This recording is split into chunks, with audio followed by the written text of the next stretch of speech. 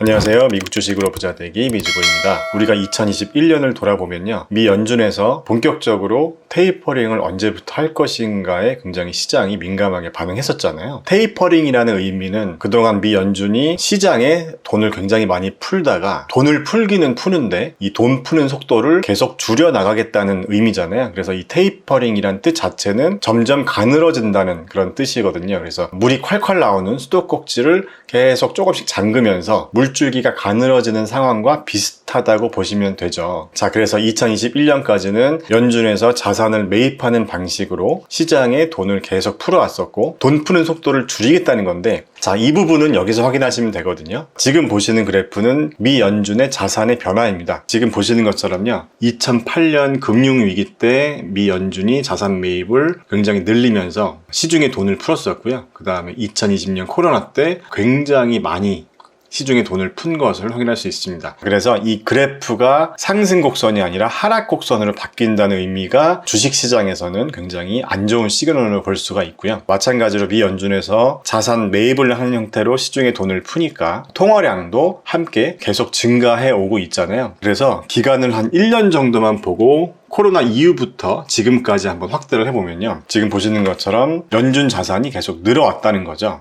자, 그런데 2022년에는 금리 인상을 할 뿐만 아니라 양적 긴축을 시작할 것이라는 그런 얘기가 나왔죠. 그래서 우리가 미리 알아보고 좀 대비를 해놔야 될 것 같습니다. 자, 그래서 2022년에 주식시장에서 가장 큰 화두는 금리 인상과 양적 긴축 두 가지 키워드일 것 같은데요. 2020년 코로나 이후부터 미 연준에서 양적 완화 정책을 굉장히 세게 했던 만큼 그 속도를 줄이기 위해서 브레이크를 빠르게 밟아야 한다, 이렇게 얘기를 하고 있는데요. 기준금리를 먼저 인상하고 일정 시점에 대차대조표 축소를 시작하는 것이 적절한 것 같다, 이렇게 FOMC 의사록에서 얘기를 했다고 하는데, 이 대차대조표를 축소한다는 의미가 자산 매입을 증가시키는 게 아니라 축소하겠다는 의미로 보시면 되는데, 한마디로 그동안 시장에 풀었던 돈을 이제 줄여나가겠다, 이런 의미인데요. 자, 그래서 우리가 주식 투자를 하는 입장에서는 그게 언제부터냐, 이 부분이 가장 큰 관심사일 것 같고, 이 시점에 따라서 또 주식시장도 굉장히 크게 출렁이지 않을까 또 생각을 해봅니다. 자, 일단 금리 인상 같은 경우는요, 이게 뭐 확정된 건 아니지만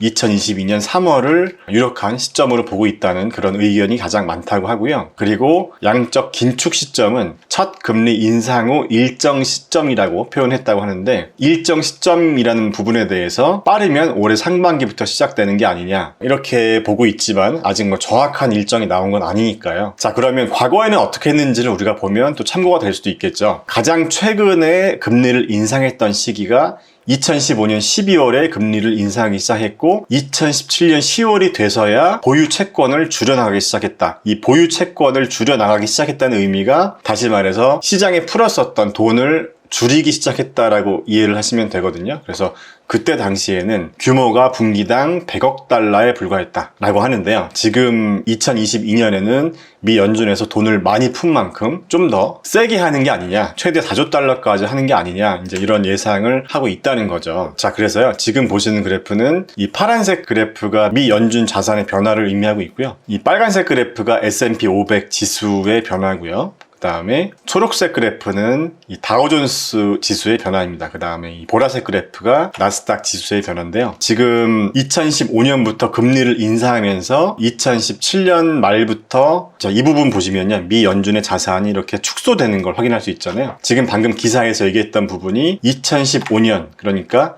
여기서부터 금리를 올리기 시작했고, 한 2년 정도가 지나서 이렇게 자산 매입을 축소하기 시작했다. 자, 이렇게 얘기를 하고 있는데, 그래서 우리가 금리가 인상되던 시점부터 자산 매입이 축소되던 요 시기만 주가의 변화를 한번 보면요, 2015년부터 한 2019년 중반까지 확대한 부분인데요, 이렇게 이제 자산이 계속 줄어들면서 주식시장도 계속 좀 횡보하는 그런 모양을 볼 수가 있잖아요. 자, 그래서 우리가 경제 뉴스 같은 걸 보면 2022년은 2021년과는 좀 다를 것이다, 이런 얘기들을 많이 하고 있는 거고요. 자, 그리고 이 그래프도 한번 보겠습니다. 이번에는 빨간색 그래프가요, 미 연준의 자산의 변화를 의미하는 그래프고요. 이 파란색 그래프가 기준금리입니다. 그래서 방금 전에 기사에서 봤었던 2015년 12월에 금리를 인상하기 시작했고, 2017년 10월이 지나서 이 보유 채권을 줄여나가기 시작했다. 이 부분도 한번 우리가 그래프를 보면서 확인해 보겠습니다. 자, 여기 보시면 2015년 12월부터 기준금리를 이렇게 올리기 시작했잖아요. 그리고 지금 빨간색 그래프 미 연준 자산의 변화인데, 자 이렇게 2년 정도가 지나서 여기 보시면 연준의 자산이 줄어드는 걸 볼 수가 있었다는 거죠. 그런데 이제 2022년부터는 이 두 가지를 동시에 다 하지 않겠냐, 시장에서는 이렇게 예상을 하고 있는 것 같습니다. 자, 그러면 우리는 2022년의 투자 전략을 어떻게 가져가야 될까? 이 부분이 우리 자산을 지키는 아주 중요한 부분일 것 같은데, 제 개인적인 생각에는 뭐 많은 매체에서도 2022년에는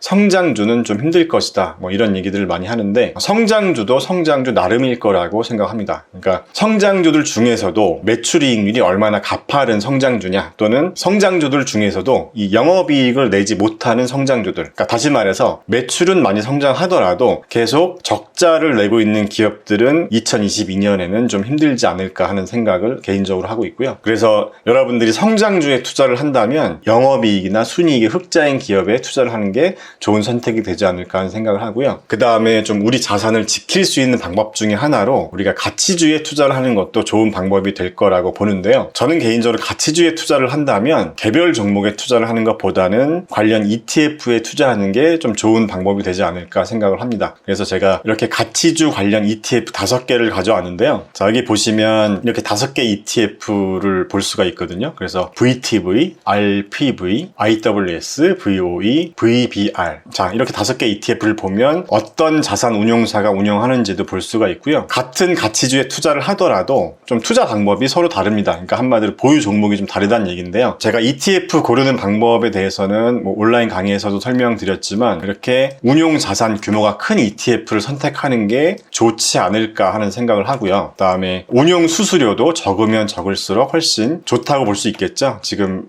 VTV ETF가 운용 수수료도 0.04%로 가장 낮은 걸 볼 수 있고요. 자, 그 다음에 배당금을 보더라도 VTV ETF의 배당률이 2.11%로 다른 ETF들보다 배당금도 더 많이 주는 걸 확인할 수 있습니다. 자, 그래서 제가 멤버십 게시판에서는 2022년은 우리가 2020년이나 2021년까지 좀 좋은 수익을 냈던 그런 수익률을 잘 방어하면서 2022년에도 성장이 예상되는, 예를 들면 반도체나 전기차, 자율주행 섹터 같은 비중은 계속 보유하면서 이런 가치주에 투자하는 ETF의 비중을 어느 정도 가져가는 것도 괜찮지 않을까 하는 말씀을 드렸었는데, 자, 그래서 지금 보시는 그래프가 파란색이 S&P 500의 주가 변화에 대한 그래프고요. 이 오렌지색이 VTV ETF의 주가 변화 그래프거든요. 그래서 지금 1년 수익률을 보면 S&P 500이 24.7% 정도 되고 VTV ETF가 21.41%가 되거든요. 그래서 이렇게만 보면 S&P 500 지수에 그냥 투자하는 게 낫지 않냐, 이렇게 생각하실 수도 있잖아요. 왜냐하면 기간을 3년이나 5년으로 바꿔봐도 S&P 500의 수익률에 훨씬 미치지 못하잖아요. 자, 그런데 아까 보여드렸었던 금리가 인상되던 요 시기 한 1년 정도만 놓고 비교를 해보면, 자, 그래서 과거 주가 변화라고 보시면 되는데 2015년 12월 1일부터 2016년 12월 31일, 다시 말해서 금리를 막 인상하기 시작한 그 시점부터 1년까지만 S&P 500과 이 VTV ETF의 수익률을 한번 비교를 해본 건데요. 지금 보시는 것처럼 S&P 500의 수익률은 9.2%밖에 안 됐고 VTV ETF의 수익률이 10.78%로 S&P 500의 수익률을 이 당시에는 이 ETF가 이겼다는 거죠. 그래서 우리가 2022년에 금리가 인상되는 시기에 포트폴리오를 어떻게 가져갈지 그 부분에 대해서 한번 잘 생각해 보시는 것도 좋을 것 같고요. 물론 장기적으로 봤을 때는 S&P 500을 계속 가져가는 게 좋을 수도 있겠지만, 올해 이제 여러 가지 경제 이슈들이 있을 수가 있으니까 2022년에 내 자산을 좀 잘 방어할 수 있는 그런 전략 중에 하나로 이런 가치주에 투자하는 ETF도 한 보유 기간은 한 1년 정도로 해서 가져가는 것도 괜찮지 않을까 해서 오늘 영상을 준비해 봤습니다. 영상 끝까지 시청해 주셔서 감사드리고요. 오늘 영상도 우리 미주부 주주님들의 투자에 조금이나마 도움이 되었기를 바라겠습니다. 감사합니다.